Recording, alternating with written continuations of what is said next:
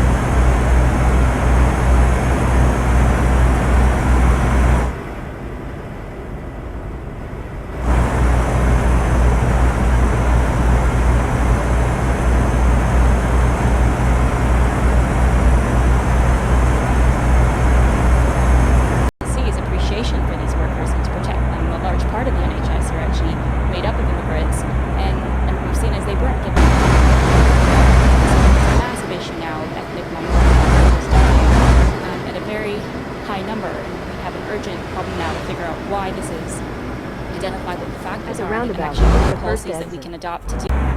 Of course, I think it's a live issue across the UK, whether it's England or Scotland. There is this issue that we don't fully understand. It's across the world, to be fair. I mean, New York has seen this with Hispanic and Black communities. Sweden has seen it with its ethnic minority communities. We don't fully understand why it is. Sure, I was thinking about the remarks you made about PPE and that kind of practical realities of battling the virus at the moment. PPE. Yeah, I mean, we're lucky in Scotland that actually we're in quite a good position. Case numbers have dropped remarkably. Our R numbers look quite good.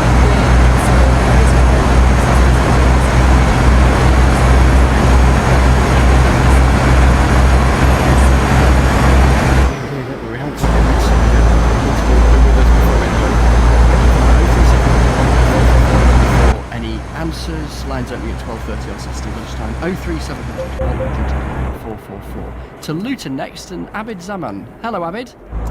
Hi. So how will the UK government deal with the economic impact of coronavirus in the following years? So, for example, the unemployment or the government debt that results. Thanks for that, Abid. We've seen these statistics confirming the inevitable. The economy has been whacked on a scale that we've never seen before. Anne-Marie Trevelyan.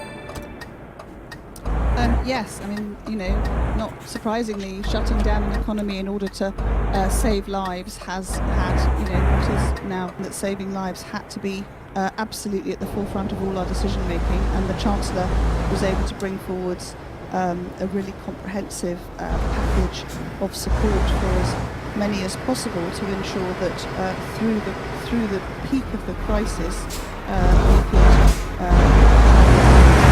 risk of businesses going under, which has been very successful. The challenge now, of course, as we come out of the crisis and we have a level of stability and we can allow the economy to wake up from its sleep again, safely, step by step, is to get close to his chest.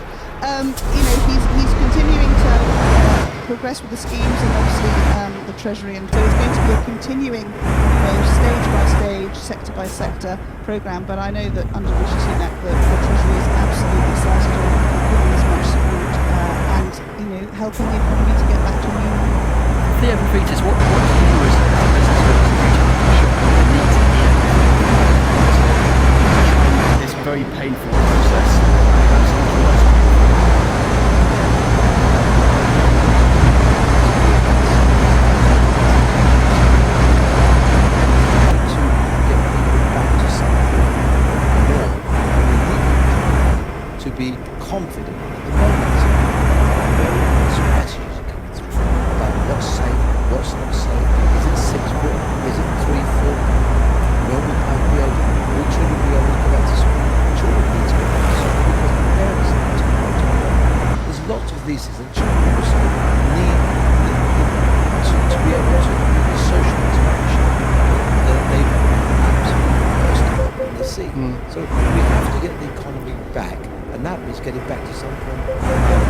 sooner rather than later. The longer we leave it, the harder it's going to be. You've got to realise that most businesses can in some form or way.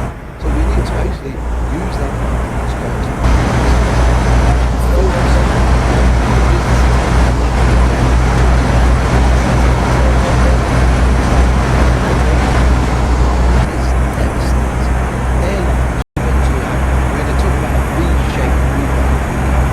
Well, you can only do that if you've got the infrastructure in place to be able to do so. If you kill the infrastructure, you're going to have to rebuild.